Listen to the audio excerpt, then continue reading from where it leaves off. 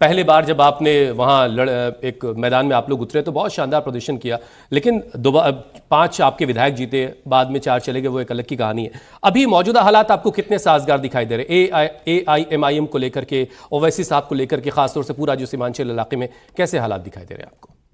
देखिए, पहली बात तो ये है कि माननीय गृह मंत्री जी, राजनीति में जुमलेबाजी का इस्तेमाल तो होता ही है और उनको भी पता है कि ये एक जुमला है, चूँकि कोई भी फॉरेन नेशनल हो, रोहिंग्या हो, बांग्लादेशी हो, इसका कंसर्न होम मिनिस्ट्री के लेवल का एक राष्ट्रीय मुद्दा होता है और उसकी जिम्मेदारी केंद्र सरकार की है उनको आइडेंटिफाई करके उनको बाहर करना, ये तमाम चीज़ें।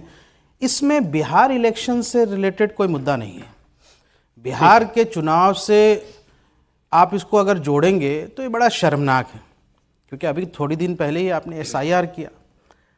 अब पूरे देश का एक बड़ा विपक्ष और LOP अगर एक बड़े डेटा के साथ ये दिखा रहे हैं कि किस तरीके से बोगस वोटर बनाए गए, एक एक घर में, एक एक कमरे में 80-80 वोटर्स हैं, उसका जवाब पॉइंट्स बाय पॉइंट डिबंक करने के बजाय अगर आप उसको पूरा मैलिनेश या फिर एक ऐसा कैंपेन चलाएं कि नहीं इसका तो कुछ मतलब ही नहीं है, तो कहीं ना कहीं जनता के बीच में इलेक्शन कमीशन की साख कम होती है।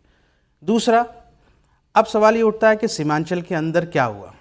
SIR के ज़रिए से हमने ये देखा कि उन्हीं ज़िलों में बहुत ज़्यादा ये इफ़ेक्टेड रहा जहाँ पे मुस्लिम बहुल आबादी ज़्यादा है या मुस्लिम आबादी है। अब ये बात ओवैसी साहब ने बाकायदा कही है जी, और ये टाइम्स ऑफ इंडिया के एक बड़ा एक चार्ट उसको बना के, इन्यूमरेशन चार्ट बना करके भी उन्होंने शो किया कि हाउ इट इफ़ेक्ट के बहुत सारे लोग जो बिहार से बाहर रहते हैं, नौकरी करते हैं, या अभी कुछ ही दिन पहले नौकरी करने गए तो अब फ़ौरन तो आदमी दूसरी जगह का बासिंदा हो नहीं जाता है, वोट तो आके बिहार में ही देता है या फिर वोटर कार्ड फ़ौरन चेंज होते नहीं। अगर आप इतना कम समय दे रहे हैं तो कोई मज़दूर, कोई ऐसा गुजरात में काम करने गया या महाराष्ट्र में काम करने, हाउ इज़ इट पॉसिबल कि अगर उसको छुट्टी ही ना मिली, नौकरी से उसको आने का मौका ही ना मिला, तो वो कैसे इतना सारे फॉर्म भर सकता है जो BLO ने साइन करवाया? जवाब मैं दूंगा। उनके तमाम जो चीज़ें, अब सवाल उसके गैर हाजिरी में क्या उसका था, उसके प्रावधान थे, ये भी समझना। वो बहुत ज़्यादा इम्पैक्टेड हुआ है जिसकी वजह से ये उन जिलों में यहाँ से इफ़ेक्ट हुआ। अब चुनाव में चूँकि हम जा रहे हैं, हम भी एक पार्टी हैं और हमने बिहार में बहुत अच्छा प्रदर्शन किया, इस बार भी हम चुनाव लड़ रहे हैं। हमारी एक संगठनात्मक फैसले हैं कि हम कितनी सीटों पर चुनाव लड़ेंगे, लेकिन मुझे ऐसा लगता है कि सीमांचल के अंदर एक बदलाव का समीकरण देख रहे हैं हम। और सीमांचल के अंदर जो इस वक्त जो पुराने हमारे जो विधायक थे जिन्होंने डिफेक्ट करके दूसरी पार्टी में चले, उनके खिलाफ जो जनता का रोष हमने पिछले दिनों देखा, कुछ वीडियोस के ज़रिए से ऐसा देखा, तो ऐसा लगता है कि जनता ने ये तय कर लिया है कि उनको एक संवैधानिक मर्यादा के तहत सबक सिखाने का फैसला लिया है।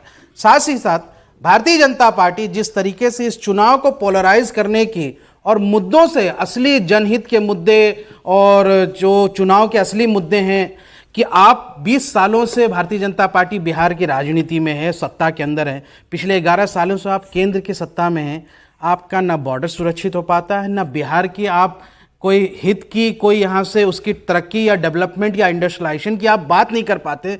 पलायन रुका या नहीं रुका, ये मुद्दा आपके लिए नहीं है। आप बांग्लादेशी लेके आ गए, आप रेटरिक पे, आप जुमले, बस खत्म कर रहा हूँ, आप जुमलेबाजी पे जा रहे हैं। इसका मतलब ये कि कहीं ना कहीं इंटरनली जो एक सर्वे होता है, चूंकि हम लोग भी एक पॉलिटिकल पार्टी, हमने भी चुनाव लड़ा, दिल्ली में हमने लड़वाया, तो एक हम सर्वे करवाते हैं इंटरनली बहुत सारे एजेंसीज के थ्रू। उसमें जब दिखता है कि मामला कहीं कुछ गड़बड़ है या हमें सीटें कम हो रही है या जनता का कुछ अलग मूड है, तो हम नए नए जुमले छोड़ना शुरू करते हैं। ताकि अमीन साहब, जल्दी से आप अपनी बात रखिए, लेकिन एक चीज मेरी भी ले लीजिए कि देखिए RJD के सांसद मनोज झा, उन्होंने भी कहा कि हम SIR के खिलाफ नहीं है, बस जो उसका प्रोसेस है वो हमको पसंद नहीं आ रहा, वो तरीका नहीं रहा है इलेक्शन कमीशन का। यही बात ओवैसी साहब ने भी कही। अब आप अपनी बात रखिए। SIR के लिए जिम्मेदार राहुल गांधी हैं, जिन्होंने कि हमारे अभी चुनाव हुए थे स्टेट में, महाराष्ट्र में और हरियाणा में और दिल्ली में, उन्होंने ये एक चार्ज लगाया था इलेक्शन कमीशन के ऊपर कि ये बोगस लिस्टें बनाई गई, इसमें BJP के लोगों को इंक्लूड किया गया और जो अपोजिशन के लोग थे उनके वोट काटे गए। ये सरासर गलत बात है, नंबर 1। नंबर 2, इनका अभी जमाई साहब का एक क्वेश्चन था कि ऐसा है कि हमारे जो लोग बाहर रह रहे हैं विदेशों में रह रहे हैं, कहीं रह, इनके एमपी ने भी कहा इस बात को कि हमारा बेटा रह रहा है अमेरिका में। आप ये बताइए, डिजिटल का जमाना है। सुनिए, आंसर सुनिए और बीच मत बोलिए, आंसर सुनिए। आपने क्वेश्चन के आंसर सुनिए।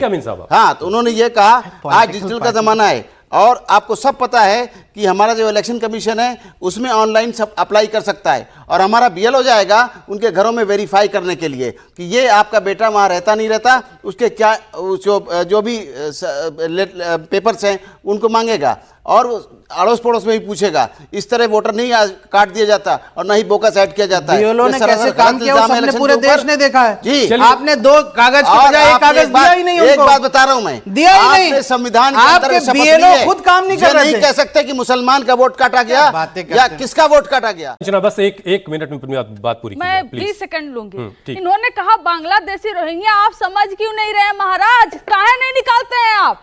और इलेक्टोरल रोल में एक भी नाम हिम्मत नहीं हुई कि आपने 1 महीने का प्रोसेस किया बीएलओ भेज कर, जैसा आप कह रहे हैं, एक भी बांग्लादेशी रोहिंग्या को नहीं पकड़ पाए। हमें नहीं चाहिए किसी का वोट, हमने कहा है, लेकिन निकालिए तो सही। किस लिए गृह मंत्री हैं? बॉर्डर का सुरक्षा ऐसे ऐसे इलाके नहीं कर सकते तो क्यों? अरे आपकी लाल लाल आंखें देखकर चाइना तक डर जाती हैं, आप बॉर्डर सुरक्षित नहीं कर पा रहे। लाल आंखों से पानी पहाड़ों में जो है लोग रुकना चाहिए। आप बॉर्डर सुरक्षित देखिए, लाल आंखें तो पहाड़ों में भी रोक दो। सुरक्षित नहीं कर पा रहे हैं। ठीक है, मतलब आंधी तूफान बारिश उसमें मतलब लाल आंखें दिखा दो, सब रुक जाएंगे। इससे पहले कि मैं शोएब को ऐसे अपमानित मत करिए देश की फौज को। चलिए ठीक है, देखिए अगर कोई आ रहा है उसको निकालना सरकार की जिम्मेदारी और हम कर रहे हैं। आपने बोला था कितने निकाले, मैंने डेटा दे दिया आपको। चाइना डर सकता है, लेकिन ये जो माइग्रेट करके आते हैं, चलिए जिम्मेदारी तो बहरहाल बनती है, हुकूमत जिसकी उसकी जिम्मेदारी ले रहा हूं, मैं तो बता भी रहा हूं कितने निकाल दिए। शिव देखिए, इससे पहले कि शोएब को मैं डिबेट में लाऊं, मोहम्मद अमीन साहब, जरा आप चूंकि इलेक्शन कमीशन में रहे हैं, जरा बताइए कि एसआईआर के जरिए 65 लाख लोगों के नाम काटे गए, अब उसमें करेक्शन का प्रोसेस चल रहा है। क्या कोई ऐसा डेटा अभी तक आपकी निगाह में आया कि इस 65 लाख में कितने विदेशी हैं, कितने बांग्लादेशी, इसमें से कुछ ऐसी पहचान हुई है क्या? जहाँ तक सवाल है इलेक्शन कमीशन का, इलेक्शन कमीशन संविधान के अंतर्गत में अपना काम करता है। पार्टियां कुछ भी कहें, कोई भी ब्लेम लगाएं, लेकिन इलेक्शन कमीशन ने हमेशा आज़ादी के बाद से आज तक हमेशा चुनाव कराए हैं, अपनी रिवीजन किया है लिस्टों का और पार्टियों को प्रतिनिधि दिया है, अपनी स्टेक होल्डर को पूरी इन्फॉर्मेशन दी है। अभी आपने इस बात को कोट किया कि क्या इलेक्शन कमीशन के बीएलओज ने कुछ विदेशियों को चिन्हित किया है या आइडेंटिफाई किया है। मैं कहता हूं कि इलेक्शन कमीशन का काम ये नहीं है। इलेक्शन कमीशन का काम है अपने वोटर को बनाना, अपने भारतीय वोटरों का रजिस्ट्रेशन करना। और तो चूंकि गृह मंत्री हमारे कह रहे हैं कि बांग्लादेशियों के नाम काटे जा रहे हैं, इसलिए इस सवाल मैंने आपसे पूछा। तो ये कैसे तय हुआ कि बांग्लादेशी निकाले गए कि नहीं निकाले गए? पता कैसे चलेगा अमीन साहब जी? कैसे पता चलेगा फिर? नहीं, ये तो काम गृह मंत्रालय का है, हमारे इलेक्शन कमीशन का नहीं है। उनको आइडेंटिफाई करना और रक्षा मंत्रालय का है, उनको बाहर भेजना। हमारा इलेक्शन कमीशन का काम सिर्फ वोटर बनाना है। यही तो हम कह रहे थे। होम मिनिस्ट्री का कोई ठीक डेटा है है? शोएब, अब शोएब मैं आपको डिबेट में लाता हूँ। शोएब, पहले बार जब आपने वहाँ एक मैदान में आप लोग उतरे तो बहुत शानदार प्रदर्शन किया, लेकिन 5 आपके विधायक जीते, बाद में 4 चले गए, वो एक अलग की कहानी है। अभी मौजूदा हालात आपको कितने साजगार दिखाई दे रहे? AIMIM को लेकर के, ओवैसी साहब को लेकर के, खासतौर से पूरा जो सीमांचल इलाके में कैसे हालात दिखाई दे रहे हैं आपको?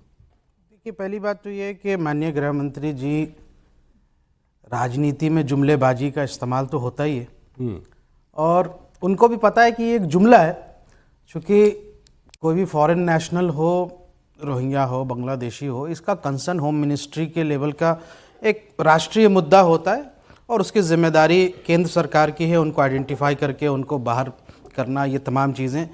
इसमें बिहार इलेक्शन से रिलेटेड कोई मुद्दा नहीं है। बिहार के चुनाव से आप इसको अगर जोड़ेंगे तो ये बड़ा शर्मनाक है, क्योंकि अभी थोड़ी दिन पहले ही आपने SIR किया। अब पूरे देश का एक बड़ा विपक्ष और LOP अगर एक बड़े डेटा के साथ ये दिखा रहे हैं कि किस तरीके से बोगस वोटर बनाए गए, एक एक घर में, एक एक कमरे में 80-80 वोटर्स हैं, उसका जवाब पॉइंट्स बाय पॉइंट डिबंक करने के बजाय अगर आप उसको पूरा मैलिनेश या फिर एक ऐसा कैंपेन चलाएं कि नहीं इसका तो कुछ मतलब ही नहीं है, तो कहीं ना कहीं जनता के बीच में इलेक्शन कमीशन की साख कम होती है। दूसरा, अब सवाल ये उठता है कि सीमांचल के अंदर क्या हुआ। SIR के ज़रिए से हमने ये देखा कि उन्हीं ज़िलों में बहुत ज़्यादा ये इफ़ेक्टेड रहा जहाँ पे मुस्लिम बहुल आबादी ज़्यादा है या मुस्लिम आबादी है। ये बात ओवैसी साहब ने बाकायदा कही है जी, और ये टाइम्स ऑफ इंडिया के एक बड़ा एक चार्ट उसको बना के, इन्यूमरेशन चार्ट बना करके भी उन्होंने शो किया कि हाउ इट इफेक्ट के बहुत सारे लोग जो बिहार से बाहर रहते हैं, नौकरी करते हैं, या अभी कुछ ही दिन पहले नौकरी करने गए तो अब फ़ौरन तो आदमी दूसरी जगह का बासिंदा हो नहीं जाता है, वोट तो आके बिहार में ही देता है, या फिर वोटर कार्ड फ़ौरन चेंज होते नहीं। अगर आप इतना कम समय दे रहे हैं तो कोई मज़दूर, कोई ऐसा गुजरात में काम करने गया या महाराष्ट्र में काम करने, हाउ इज़ इट पॉसिबल कि अगर उसको छुट्टी ही ना मिली, नौकरी से उसको आने का मौका ही ना मिला, तो वो कितना, कैसे इतना सारे फॉर्म भर सकता है जो बीएलओ ने साइन करवाया? जवाब मैं दूंगा। उनके तमाम जो चीज़ें, आप सवाल उसके गैर हाजिरी में क्या उसका था, उसके प्रावधान थे, ये भी समझना। वो बहुत ज़्यादा इम्पैक्टेड हुआ है जिसकी वजह से ये उन जिलों में यहाँ से इफेक्ट हुआ। अब चुनाव में चूंकि हम जा रहे हैं, हम भी एक पार्टी हैं और हमने बिहार में बहुत अच्छा प्रदर्शन किया, इस बार भी हम चुनाव लड़ रहे हैं। हमारी एक संगठनात्मक फैसले हैं कि हम कितनी सीटों पर चुनाव लड़ेंगे, लेकिन मुझे ऐसा लगता है कि सीमांचल के अंदर एक बदलाव का समीकरण देख रहे हैं हम। और सीमांचल के अंदर जो इस वक्त जो पुराने हमारे जो विधायक थे जिन्होंने डिफेक्ट करके दूसरी पार्टी में चले, उनके खिलाफ जो जनता का रोष हमने पिछले दिनों देखा, कुछ वीडियोस के ज़रिए से ऐसा देखा, तो ऐसा लगता है कि जनता ने ये तय कर लिया है कि उनको एक संवैधानिक मर्यादा के तहत सबक सिखाने का फैसला लिया है। साथ ही साथ भारतीय जनता पार्टी जिस तरीके से इस चुनाव को पोलराइज करने की और मुद्दों से, असली जनहित के मुद्दे और जो चुनाव के असली मुद्दे हैं, कि आप 20 सालों से भारतीय जनता पार्टी बिहार की राजनीति में है, सत्ता के अंदर है, पिछले 11 सालों से आप केंद्र की सत्ता में हैं, आपका ना बॉर्डर सुरक्षित हो पाता है, ना बिहार की आप कोई हित की, कोई यहाँ से उसकी तरक्की या डेवलपमेंट या इंडस्ट्रियलाइजेशन की आप बात नहीं कर पाते। पलायन रुका या नहीं रुका, ये मुद्दा आपके लिए नहीं है। आप बांग्लादेशी लेके आ गए, आप रेटरिक पे, आप जुमले, बस खत्म कर रहा हूं, आप जुमलेबाजी पे जा रहे हैं। इसका मतलब ये कि कहीं ना कहीं इंटरनली जो एक सर्वे होता है, चूंकि हम लोग भी एक पॉलिटिकल पार्टी, हमने भी चुनाव लड़ा, दिल्ली में हमने लड़वाया, तो एक हम सर्वे करवाते हैं इंटरनली बहुत सारे एजेंसीज के थ्रू। उसमें जब दिखता है कि मामला कहीं कुछ गड़बड़ है या हमें सीटें कम हो रही है या जनता का कुछ अलग मूड है, तो हम नए नए जुमले छोड़ना शुरू करते हैं।